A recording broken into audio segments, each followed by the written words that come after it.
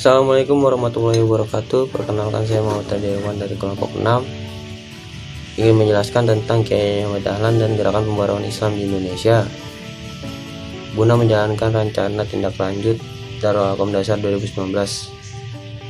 Pertama, Kiai Haji Ahmad Dahlan atau Muhammad Darwis lahir pada 1 Agustus 1868 di Yogyakarta dan meninggal pada 23 Februari 1923 di Yogyakarta pada umur yang ke-54 tahun. Ia adalah seorang pahlawan nasional Indonesia dan putra keempat dari 7 bersaudara dari keluarga Kiai Haji Abu Bakar. Kiai Haji Abu Bakar adalah seorang ulama dan khatib terkemuka di Masjid Besar Kesultanan Yogyakarta pada masa itu. Dan ibu dari Kiai Haji Ahmad Dahlan adalah putri dari Haji Ibrahim yang juga menjabat sebagai penghulu Kesultanan Yogyakarta Hadiningrat pada masa itu. Latar belakang keluarga dan pendidikan Kiai Haji Ahmad Dahlan. Nama kecil Kiai Haji Ahmad Dahlan adalah Muhammad Darwis. Ia merupakan anak keempat dari 7 bersaudara yang dari keseluruhan saudaranya merupakan perempuan kecuali adik bungsunya. Ia termasuk keturunan yang ke-12 dari Maulana Malik Ibrahim, salah seorang terkemuka di antara Wali Songo, yaitu pelopor penyebar agama Islam di Jawa.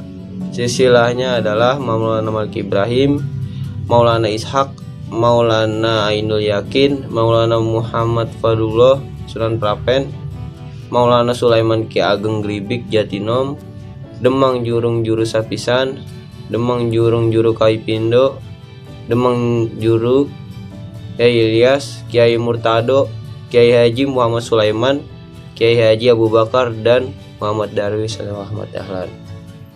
Pada umur 15 tahun, ia pergi haji dan tinggal di Mekah selama 5 tahun.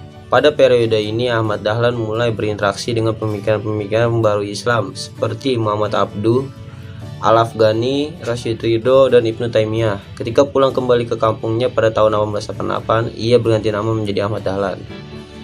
Pada tahun 1903, ia kembali bertolak ke Mekah dan menetap selama 2 tahun. Pada masa ini, dia sempat berguru kepada Syekh Ahmad Khatib yang juga merupakan guru dari pendiri NU, yaitu Kiai Haji Hasyim Asy'ari.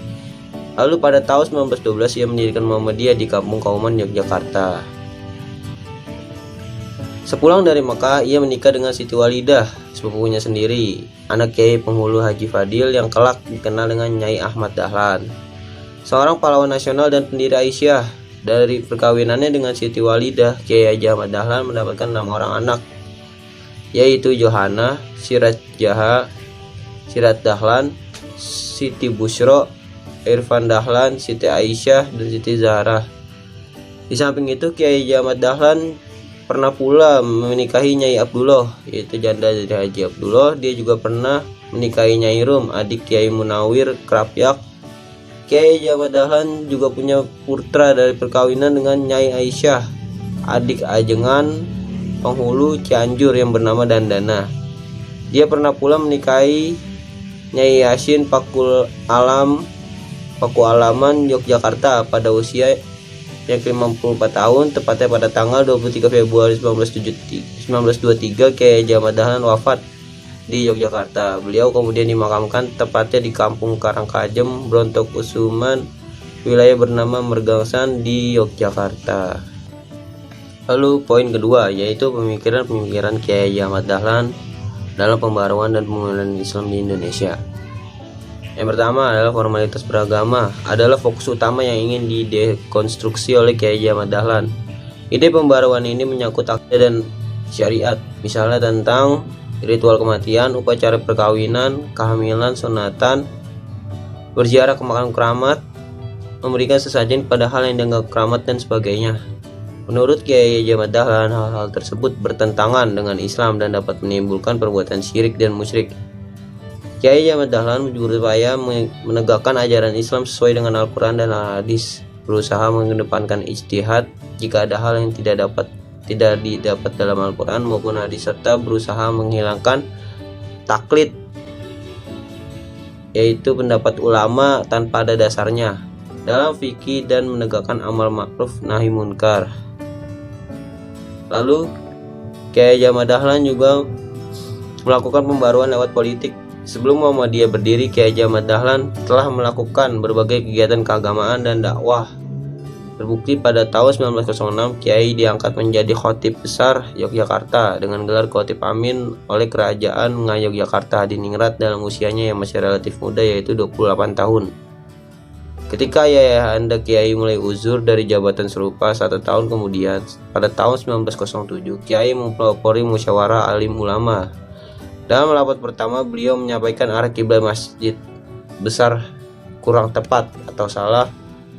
Dan pada tahun 1922 Kiai membentuk Badan Musyawarah Ulama dengan bertujuan untuk mempersatukan ulama di seluruh Hindia Belanda dan merumuskan berbagai kaidah hukum Islam sebagai pedoman pengamalan Islam khususnya bagi warga Muhammadiyah. Badan musyawarah ini diketuai oleh R.H. Muhammad Kamaluddiningrat, penghulu keraton. Meskipun pernah berbeda pendapat, Muhammad Kamaluddiningrat ini yang mendorong para pimpinan Muhammadiyah kemudian membentuk Majelis Tarjih pada tahun 1927. Majelis ini diketuai oleh Kiai Mas Mansur dengan tujuan dakwah agar manusia berpikir dan tertarik pada kebagusan Islam melalui pembuktian jalan kepandaian dan ilmu. Lalu pada tahun 1909 Kiai Haji Ahmad Dahlan bergabung dengan Budi Utomo. Tujuannya tentunya sebagai wadah semangat kebangsaan, namun juga untuk memperlancar aktivitas dakwah dan pendidikan Islam yang dilakukannya. Untuk mengetahui informasi perkembangan pemikiran di Timur Tengah, Kiai Haji Ahmad Dahlan menjalin hubungan intensif melalui Jamiah Khair dan masuk menjadi anggotanya pada tahun 1910. Ketika syariat Islam berdiri pun Ahmad Dahlan menjadi anggotanya.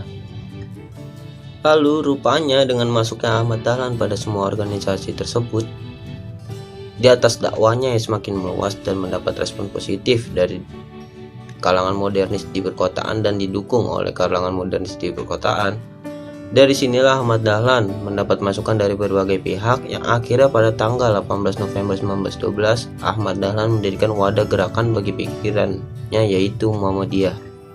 Lalu poin kedua, pembaruan lewat pendidikan. Tak kalah penting bila mana kita membicarakan tentang Kiai Haji Ahmad Dahlan adalah semangatnya sebagai seorang pendidik. Beliau begitu intens mengkritik dualisme pendidikan pada masanya. Pandangan Muslim tradisional terhadap pendidikan terlalu menitik beratkan pada aspek spiritual dalam kehidupan sehari-hari. Hal ini terlihat dari lembaga pendidikannya, yaitu pesantren. Pesantren lebih mengembangkan ilmu agama dibanding ilmu pengetahuan, sehingga menyebabkan kemunduran pada dunia Islam karena umat Islam hanya memikirkan masalah akhirat dan akhirnya menimbulkan sikap pasrah. Begitupun metode pendidikan dengan sistem pendidikan kolonial. Dari metode pengajaran dan alat-alat pendidikannya, memang terbilang banyak sekali manfaat dan kemajuan yang bisa diraih dari sistem pendidikan ini. Hanya saja dalam sekolah kolonial tidak terdapat pelajaran tentang agama, khususnya Islam. Hal ini menyebabkan siswa cakap secara intelektual namun lemah karakter dan moralitasnya. Karena itulah Kiai Ahmad Dahlan memandang penting persoalan sinergi antara ilmu umum dan agama. Karena itulah institusi pendidikan Muhammadiyah tidak memberlakukan pemisahan antara ilmu umum dan agama. Sekolah Muhammadiyah yang pertama kali berdiri 1 tahun sebelum Muhammadiyah menjadi sebagai organisasi. Pada tahun 1911 Kiai Ahmad Dahlan mendirikan sebuah madrasah di rumahnya yang diharapkan bisa memenuhi kebutuhan kaum muslimin terhadap pendidikan agama dan pada saat yang sama memberikan mata pelajaran umum. Ketika sekolah ini dibuka, hanya ada 9 murid yang mendaftar. Hal itu membuktikan bahwa Islam belum memandang pentingnya ilmu pengetahuan umum dan agama. Respon tersebut tidak mematahkan semangat Kiai Haji Ahmad Dahlan. Ia tidak segan-segan mendatangi anak-anak sampai ke rumahnya untuk mengajak mereka agar mau masuk sekolah. Kiai Haji Ahmad Dahlan juga memberikan perhatian khusus pada pendidikan anak-anak perempuan, karena bila anak laki-laki maju, anak perempuan terbelakang, maka terjadi kepincangan. Pada tahun 1918 didirikanlah Sekolah Aisyah, suatu pertanda bahwa pemikiran emansipasi pendidikan juga menjadi perhatian Kiai Haji Ahmad Dahlan. Sinergi antara ilmu umum dan agama juga merupakan tanda bahwa Kiai Haji Ahmad Dahlan sangat menyadari pentingnya pembangunan kepribadian sebagai salah satu tujuan pendidikan. Entah disadari atau tidak, upaya Kiai Haji Ahmad Dahlan menyinergikan antara ilmu umum dan agama ini merupakan sebuah antithesis terhadap Profesor Dr. Snooker Grange. Inilah sebab mengapa pemikiran Kiai Jamal Dahlan di bidang pendidikan merupakan sebuah terobosan yang membawa dampak besar bagi umat lebih jauh ke depan, dan dapat kita lihat hasilnya dengan munculnya kader-kader Muhammadiyah yang turut mewarnai dunia politik dan membawa identitas keislaman. Landasan normatif Muhammadiyah yaitu yang memberikan aturan dan panduan dasar dalam melaksanakan kiprahnya. Landasan normatif Muhammadiyah dibagi menjadi 4. Yang pertama yaitu Muqaddimah Anggaran Dasar Muhammadiyah. Muqaddimah ini berisikan pokok-pokok pikiran yang sangat fundamental, yang di dalamnya terdapat pandangan hidup, tujuan hidup, serta cara dan alat kita untuk mencapai tujuan hidup yang dicita-citakan. Dan semuanya itu berdasarkan Al-Quran dan As-Sunnah. Dalam Muqaddimah Anggaran Dasar Muhammadiyah ini terdapat 7 pokok pikiran yang merupakan perumusan konsepsi dari Al-Quran dan Sunnah. Di antaranya yaitu, yang pertama, hidup manusia harus berdasarkan tauhid Allah, bertuhan dan beribadah serta tunduk dan taat hanya kepada Allah Subhanahu wa Ta'ala. Yang kedua, hidup bermasyarakat merupakan sunnatullah.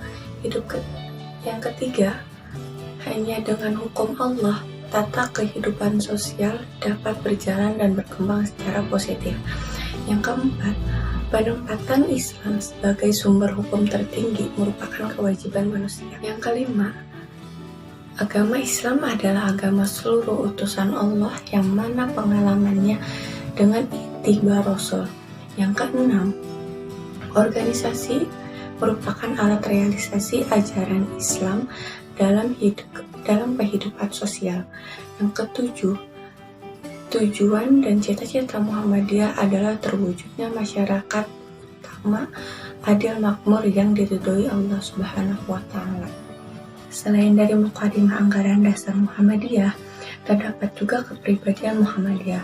Kepribadian Muhammadiyah adalah ciri-ciri dan sifat-sifat khas dari Muhammadiyah itu sendiri, yang merupakan manifestasi dari jiwa dan semangat Muhammadiyah yang mewarnai setiap gerakan langkah perjuangan Muhammadiyah, harus dimiliki dan dipelihara oleh setiap warga Muhammadiyah. Mengacu kepada keputusan Muktamar ke-35, kepribadian Muhammadiyah memuat 4 hal. Yang pertama, mengenai pemahaman dari arti Muhammadiyah itu sendiri. Yang kedua, dasar amal usaha Muhammadiyah. Yang ketiga, pedoman amal usaha dan perjuangan Muhammadiyah. Dan yang keempat, sifat Muhammadiyah. Selanjutnya yaitu matan, keyakinan, dan cita-cita hidup Muhammadiyah. Rumusan matan dan keyakinan cita-cita hidup Muhammadiyah diterapkan dalam sidang Tanwir tahun 1969 di Ponorogo dan direvisi pada tahun 1970, tepatnya pada sidang Tanwir di Yogyakarta. Rumusannya yaitu yang pertama, Muhammadiyah adalah gerakan Islam dan dakwah amar ma'ruf nahi munkar, berakidah Islam dan bersumber pada Al-Quran dan As-Sunnah, bercita-cita dan bekerja untuk terwujudnya masyarakat utama adil, makmur, dan yang diridhoi oleh Allah Subhanahu wa Ta'ala untuk melaksanakan fungsi dan misi manusia sebagai hamba dan khalifah Allah di muka bumi ini.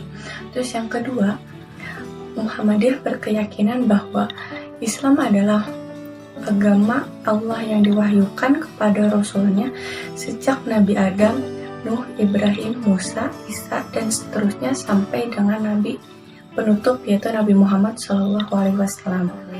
Yang ketiga, Muhammadiyah dalam mengamalkan Islam selalu berlandaskan kepada Al-Quran dan As-Sunnah.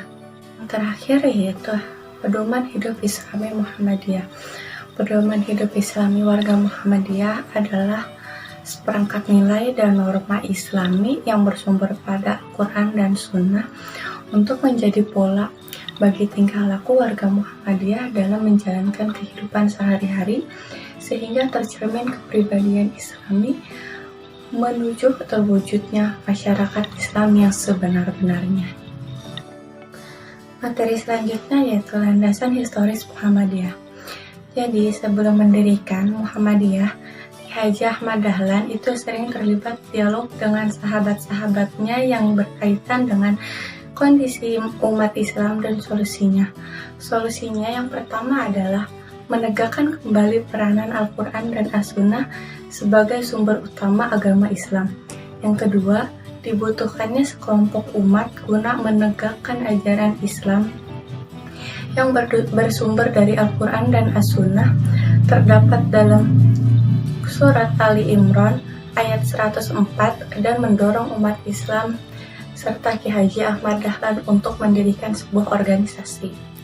Pada tanggal 8 Zulhijjah 1330 Hijriah bertepatan dengan 18 November 1912 Masehi, Persyarikatan Muhammadiyah itu didirikan.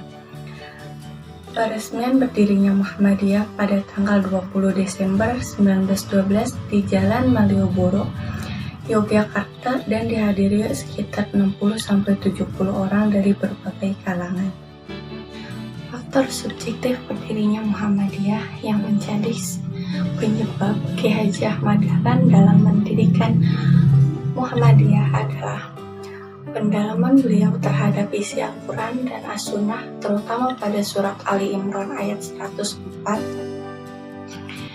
Pada ayat tersebut dipahami Kiai sebagai perintah untuk melakukan dakwah dengan pengorganisasian yang rapi.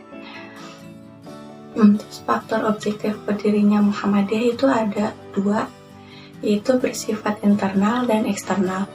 Yang bersifat internal yaitu ketidakmurnian amalan Islam karena umat tidak lagi memegang teguh tuntunan Al-Quran dan As-Sunnah, karena pada saat itu banyak sekali bid'ah, khurafat, syirik yang merusak kemurnian akidah dan ibadah yang dipraktikkan dalam Islam sehingga menjadi kebiasaan untuk kaum muslimin.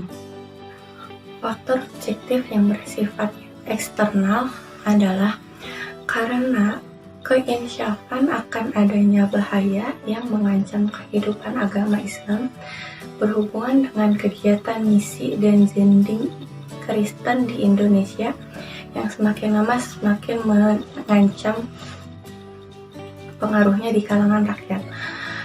Giatnya orang-orang Kristen tersebut menyadarkan Ki Haji Ahmad Dahlan untuk membangun sebuah organisasi dakwah yang kuat dan tertib.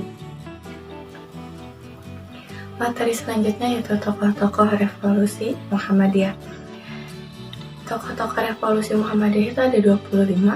Yang pertama Kiai Haji Ibrahim, yang kedua Kiai Haji Hisham, yang ketiga Kiai Haji Mas Mansur, yang keempat Kiai Bagus Hadikusumo, yang kelima Buya Haji Ahmad Rashid Sultan Mansur, yang keenam Muhammad Yunus Anis, yang ketujuh Kiai Haji Ahmad Badawi, yang kedelapan Kiai Haji Fakih Usman, yang kesembilan Kiai Haji HR Fahrudin, yang ke-10 Kiai Haji Ahmad Azhar Bashir, yang ke-11 Profesor Dr. Haji Amin Rais, 12 Profesor Dr. Ahmad Syafi'i Ma'arif, 13 Profesor Dr. Haji Muhammad bin Samsudin, 14 Profesor Dr. Andes Haji Ahmad Malik Fajar, 15 Profesor Dr. Haji Bambang Sudibyo, 16 Dr. Andes Haji Muhammad Muqaddim, 17 Dr. Andes Haji Ahmad Dahlan Rais, 18 Dr. Haidar Nasir, 19 Profesor Dr. Yunahar Ilyas, 20 Dr. Abdul Mukti, 21 Dr. Agung Damarta, 22 Dr. Haji Ahmad Fatah Wibisono, 23 Dr. Andes Haji Muhammad Godbil Zubir, 24 Profesor Dr. Haji Syafiq Al-Magni, 25 Dr. Andes Haji Syukriyan. Identitas Muhammadiyah adalah ciri-ciri atau sifat khusus yang dimiliki oleh Muhammadiyah yang melekat pada Muhammadiyah, yang menjadikan keunikan Muhammadiyah, yang membedakan Muhammadiyah dengan organisasi-organisasi lainnya. Ciri-ciri itu merupakan perwujudan dari nilai-nilai yang hidup, berkembang, tumbuh dalam kehidupan Muhammadiyah. Identitas Muhammadiyah adalah gerakan Islam, dakwah amar ma'ruf nahi munkar yang bersumber pada Al-Quran dan As-Sunnah. Maksud dan tujuannya adalah menegakkan dan menjunjung tinggi agama Islam dalam mencapai maksud dan tujuan, mewujudkan misi yang ideal. Muhammadiyah melakukan usaha-usaha yang bersifat pokok yang kemudian diwujudkannya dalam amal usaha, program, dan kegiatan. Pengenalan identitas Muhammadiyah saat ini sangatlah penting karena mengingat kondisi internal Muhammadiyah saat ini yang dilihat dari sisi ideologis sangat memprihatinkan. Identitas Muhammadiyah dijumpai dalam berbagai pokok pikiran, baik yang bersifat ideologis maupun strategis. Identitas perjuangan Muhammadiyah ada 3. Yang pertama, Muhammadiyah sebagai gerakan Islam, yaitu Muhammadiyah selalu mendasarkan keyakinan dan cita-cita hidup pada prinsip-prinsip ajaran Islam, karena hanyalah Islamlah ajaran yang mampu mengatur tata kehidupan manusia. Muhammadiyah sebagai gerakan tajdid, yaitu Muhammadiyah selalu berupaya melakukan koreksi dan evaluasi terhadap berbagai pemikiran dan pengamalan keagamaan dalam rangka kembali kepada Al-Quran dan As-Sunnah. Yang terakhir, Muhammadiyah sebagai gerakan dakwah, yaitu Muhammadiyah melakukan dakwah Islam melalui dakwah amar ma'ruf nahi munkar, berupa seruan dan ajakan kepada seluruh umat manusia. Hendar Nansir menyimpulkan bahwa identitas Muhammadiyah yang pertama, Muhammadiyah adalah gerakan Islam, dakwah amar ma'ruf nahi munkar, dan tajdid berasas Islam, bersumber pada Al-Quran dan As-Sunnah, yang bertujuan mewujudkan masyarakat Islam yang sebenar-benarnya. Yang kedua, dalam beragama, Muhammadiyah selalu memperlihatkan sikap wasatiyah, tengahan, dan tidak ukhlul, ekstrim, dengan tetap istiqomah pada prinsip-prinsip Islam yang bersumber pada Al-Quran dan As-Sunnah.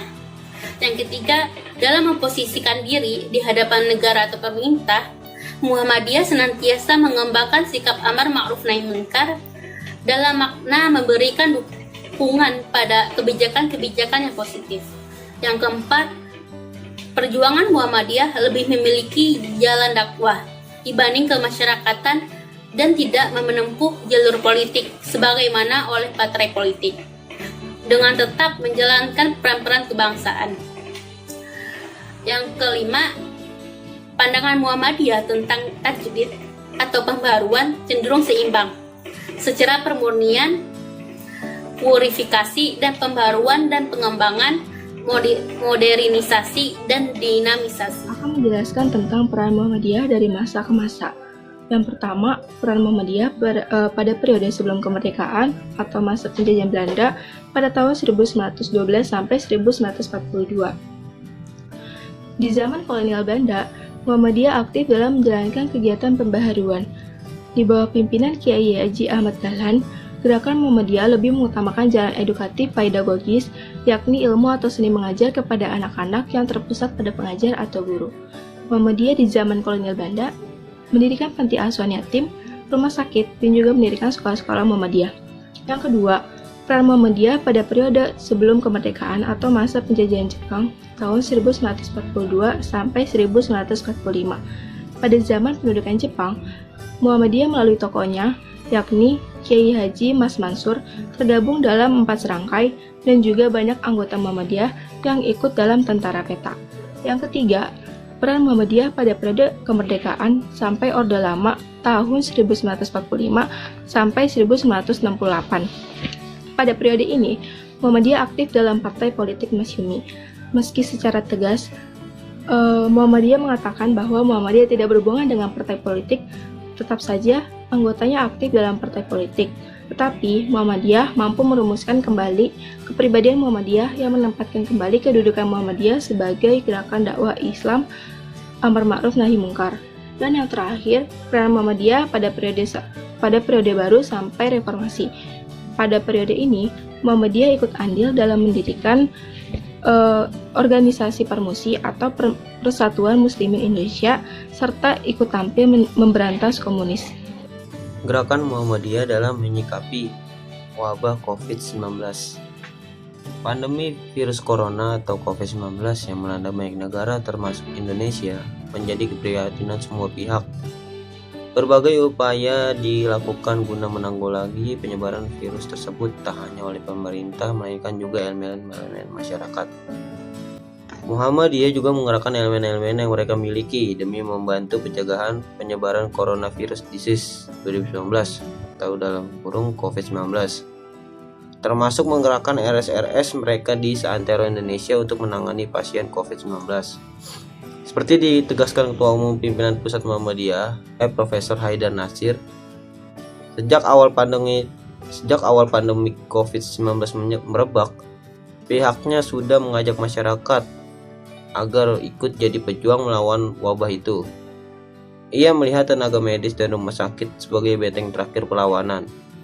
Jika para tenaga medis tersebut berguguran, maka tidak ada lagi yang dapat diharapkan untuk membendung wabah global yang telah menelan banyak korban termasuk di Indonesia tersebut, kata Haidar. Ia menekankan ikut melakukan usaha-usaha untuk memutus rantai penularan merupakan tindakan yang hebat dan mulia. Karenanya Muhammadiyah sejak 5 Maret 2020 langsung membentuk Muhammadiyah COVID-19 Commander Center atau MCCC. Awalnya, papar dia, gugus tugas ini ditugaskan menyiapkan Rumah Sakit Muhammadiyah dan Aisyah RSMA agar siap membantu pasien-pasien gejala COVID-19. Tapi MCCC ternyata mampu dibentuk sampai tingkatan provinsi, kabupaten, dan kota. Inisiasinya pimpinan wilayah PW Muhammadiyah dan pimpinan daerah PD Muhammadiyah. Dalam perkembangannya, MCCC memiliki cakupan yang makin luas. Tidak cuma mempersiapkan RS dalam penanganan pasien-pasien COVID-19, MCCC juga membuat pengaduan pencegahan COVID-19. Kemudian paduan itu diterjemahkan majelis-majelis dan lembaga-lembaga lewat imbauan dan tuntutan kepada warga persyarikatan dan amal usaha Muhammadiyah untuk menerapkan pencegahan. Selain itu, jelas Haidar, MCCC turut bermitra dengan gugus tugas COVID-19 pemerintah melalui Badan Nasional Penanggulangan Bencana atau BNPB. Untuk memperluas edukasi, materi didirikan pula lewat infografis, artikel, video, dan dialog lewat televisi dan radio. Agenda seperti rapat-rapat dan dialog-dialog dominan secara daring karena tuntutan sosial dan physical distancing. Kegiatan bersifat tatap muka dan harus langsung secara fisik terbatas seperti disinfeksi aum dan tempat umum. Sejak MCCC dibentuk, jumlah RSMA yang ditunjuk melakukan penanganan pasien COVID-19 terus bertambah. Diawali 15 rumah sakit, sekarang menjadi 20 dan 35. Kini sudah ada 64 RSMA yang diamanatkan tangani pasien-pasien COVID-19. Dikomandoi MCCC, pengoperasian RSMA itu ada di bawah koordinasi Majelis Pembina Kesehatan Umum MPKU PP Muhammadiyah. Menghadapi kelangkaan APD dan lonjakan biaya, disiasati Muhammadiyah dengan proposal penggalangan dana. Pemaknaan semua gerakan Muhammadiyah Aisyah tersebut merupakan wujud dari tauhid, iman, takwa, dan amal soleh yang bersifat kontekstual, dapat diartikan sebagai usaha langit yang membumi. Pada bagian lain, Haidar turut menyayangkan penolakan jenazah pasien COVID-19. Ia menegaskan pasien yang meninggal akibat COVID-19